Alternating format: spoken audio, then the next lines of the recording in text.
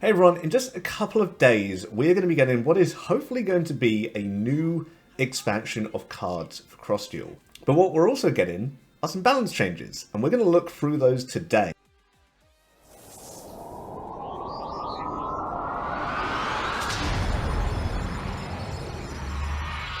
Right, so these balance changes are going to take place after the maintenance on the 7th. But anyway, let's take a look and see what they've done. So, first one up is Utopia, number 39 Utopia. Now, I discussed this in my ultra rare discussion video, which I will kind of leave a link for in the description below. I am going to be doing reviews of the ultra rares and super rares, which I've actually already recorded, so I may have to update them a little bit for what's going to happen here. But anyway, let's take a look. So, Utopia is when it destroys an opponent's monster in battle, it gets attack debuff, and its master skill is attack debuff times 3. I said in my ultra review that I didn't think this was a great card. It can be very good, but you need a lot of cards to go with it. And one of the big problems with it is that it needs to destroy a monster in order to get that attack debuff, at which point its attack is already vastly lowered.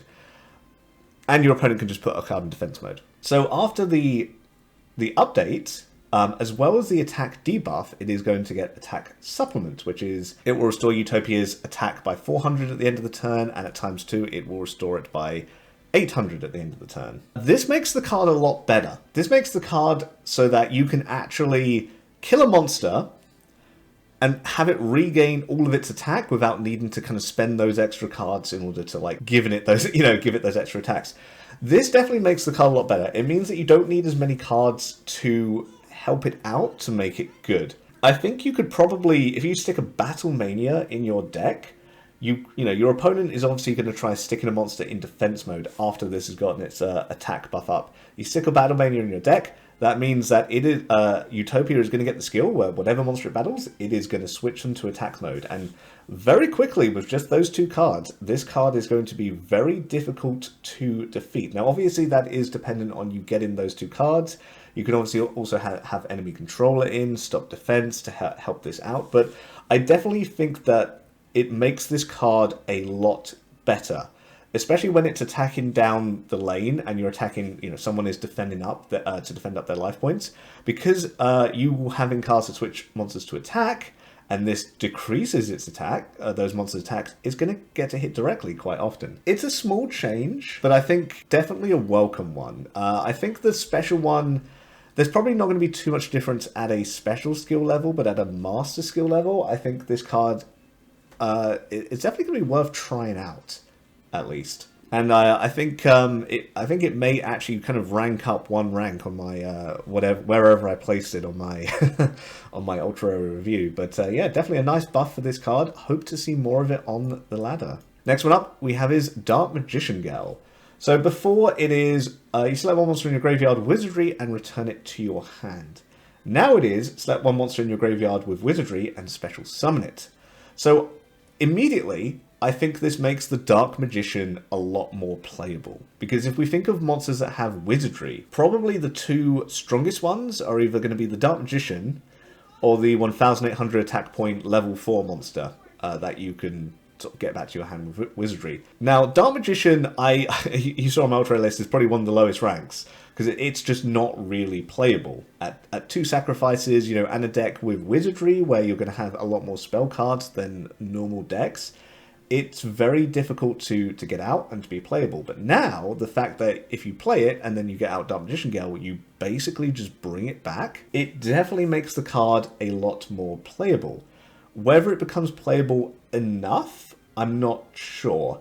But what I feel like they are trying to do with these updates for Wizardry, so obviously Wizardry decks are kind of tough to do because you have to have in a ton of spell cards, and usually you only have in 2 or 3 monsters, and the idea is you just buff up that one monster all the way to the end. I've never seen a Dark Magician in a Wizardry deck because, with so many spell cards in your deck, you're more than likely not going to get what you need in order to, the sacrifices you need in order to summon the Dark Magician. And I think what they're trying to go for with this update, I mean, first of all, it is one of those cards, like in the Inventor deck, it's one of those cards where it's like, okay, I want to play the Wizardry deck for these cards, for these payoffs. But what I think they're trying to do is push a type of Wizardry deck that isn't necessarily throw all your spells onto a singular card, but more of one where it's, you know, you've got a decent amount of monsters in, more spell and traps obviously than normal decks, but it's kind of a hybrid combination of like a normal deck and your kind of and your Wizardry deck that we see play at the moment. But this is so good, it might just be worth having in a couple of Wizardry monsters in your normal deck and then throwing in Dark Magician Girl. So yeah, and this definitely raises Dark Magician Girl's rank up higher. Very, very good. Now, Deco Talker, I don't think I've ranked it yet because I think it's in my super rare review, but it was ranked, spoiler, it was ranked one of the lowest super rares. Because it is, you know, it's a link free, first of all, that you need to get out. So you need, really it's a double sacrifice, because if you're playing link monsters, you're going to be playing monsters with link arrows, so you just need to sacrifice one monster with link arrow and one monster that either has a link arrow or doesn't have a link arrow. And this one is a link free, and all you're really getting for it is what? Attack, immunity to position change, and attack buff, which means when it battles, it buffs its attack up by 200. And it's only got 2300 attack to start with. So what is it getting now? Let's have a look. Immunity to position change, immunity to attack and defense reduction, and attack buff times 1, attack buff times 2. So it's basically getting a second attack buff and immunity to attack defense reduction. So its attack will go up by 600 rather than 400 when it battles, which means it's 2300, so it will go up to 2900 on the on the first attack.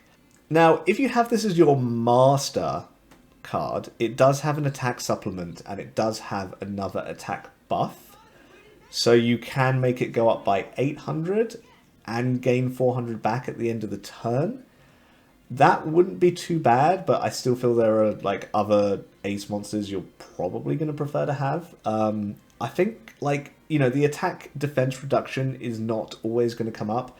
The extra 200 attack buff is it's decent, but it's probably not going to make as big of a change as you might think. I think this is still going to be ranked fairly low down, but it will be interesting. You know, it might just be good enough to include in a link deck at the moment, but yeah, we'll see. I think it's going to require some testing. Right, so Link Kuriboh. This is a great buff for Link Kuriboh. Before, it was when it's destroyed in battle, the attack of the monster that battled this monster becomes 0. Bearing in mind, Link Kuriboh is a Link 1, which means it is a single tribute monster. So essentially you had to use 2 cards, including Link Kuriboh, to reduce the attack of a monster your opponent is sending at you to 0. Now, this could be good in the instance that, say, the opponent is sending Zed Metal Tank at you, or a Wizardry monster, for example. Usually, it kind of was a dead card in your hand. Usually, it just wasn't worth playing when your opponent was sending something at you. And yeah, it just wasn't good enough to see play. At least in anything outside of a Link deck. And even in a Link deck, I don't think I included it in my Fireball deck. However, now, it is when destroyed, not in battle, just when destroyed, all opposing monsters in the same lane have their attack reduced to 0. That is so much better. That is really, really good. That just might be included in any deck. I mean, for example, one of the things that happens most often at the moment is your opponent attacks you, you defend up, they summon Blue Eyes, they destroy the monster that you set in defense mode.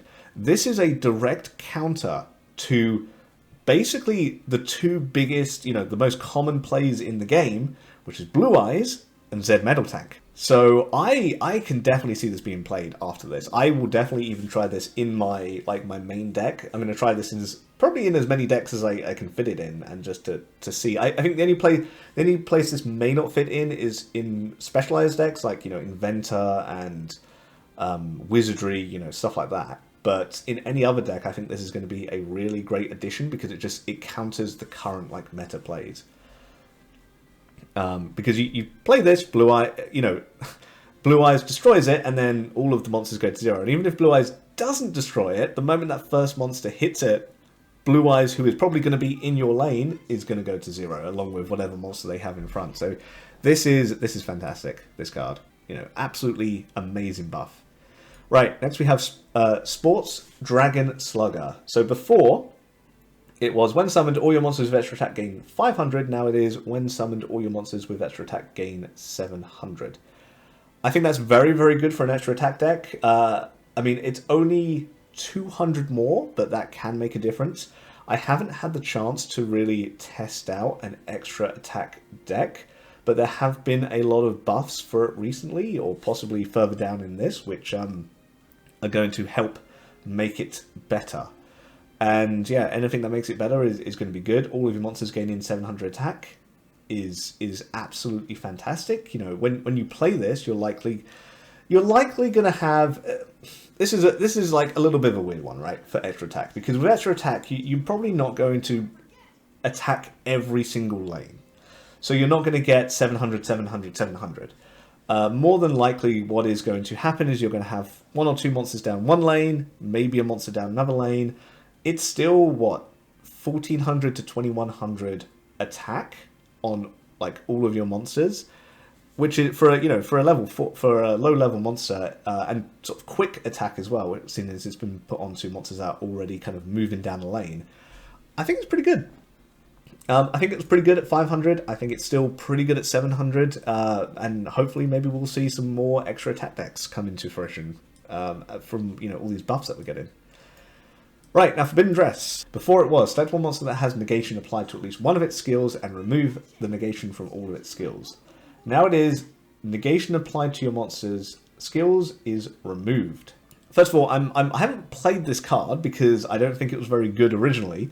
I'm assuming this card is going to be... I'm assuming that this is going to be based on monsters that are on the field. Now, this may not... This is definitely better, seeing as it's basically applying it to all of your monsters rather than just one of them. To begin with, there are a lot of monsters, that we have, like Junk Synchron, etc., which bring monsters back, but with their skills negated. We also have Gagaga Magician, for example, which can come back once, and then it's negated, and then he's dead a second time. What this basically means is that all of your reincarnation monsters are going to get their reincarnation back, and be able to come back again. That can actually be alright. I'm just not sure if there's enough reincarnation monsters at the moment that you would want to do this. You can also, if you have reincarnation on Stardust, for example, you can also get Stardust back. If Stardust is your master card, get it back, and then summon it again, and then use Forbidden Dress to basically get back its master skill. So yeah, I think it's become at least playable now in certain decks. If you get back your Gagaga, you get back some Ojamas, for example, they will have their skill negated. You play them all out again, then you play them so that they all come back again. It just adds extra value to all those monsters. When you think of it, if you play this on Gagaga Magician, it's 1,500 worth of value. Any other monster that gets added to that is just more value. So yeah, I think this card is at least playable now, but only in very, very specific decks. And, maybe in the future, as we get more monsters with reincarnation added, this card will actually kind of see more, C play. Right, so Assault on GHQ. So at the start, it is at the start of your battle phase, all your monsters gain super speed until the end of the turn, and now it is just a permanent, all your monsters gain super speed. So where this is just a minor buff, where this is an advantage is what you might play this, and then your opponent is like, no, I'm going to switch your monster to defense mode. And then it no longer has super speed. But now, if that happens, you can switch it to attack mode, and it still has super speed. I think this is just a very minor buff. I think this isn't really going to affect what decks you see this card being played in. And yeah, that's really all I have to say about that one. Vengeful Dragon's Counterattack.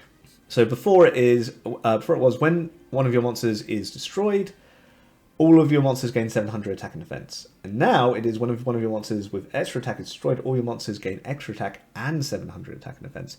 Gaining that second extra attack, I think, is very, very useful. Partly because of, Dragius' skill, where all your monsters with at least 2 extra attacks are going to get pierced. It also means if they actually get through and hit directly, they're going to get another 1,000 attack back. This is actually a pretty big buff for the extra attack deck. And again, like I mentioned before, they are definitely wanting people to play more extra attack decks at the moment. And this is a big buff for it. I think with, when these buffs come out, I'm definitely going to have to try out a Dragius deck and see how good it is with all of these buffs out. But yeah, and I think that is everything. So, let me know, what did you think of these buffs? Let me know if you think any of these cards are going to be more playable now. Let me know if you think they're going to shake up the meta at all in the comments below. Thanks very much for watching. Subscribe to the channel for more Cross Duel content, and I will see you on the ladder.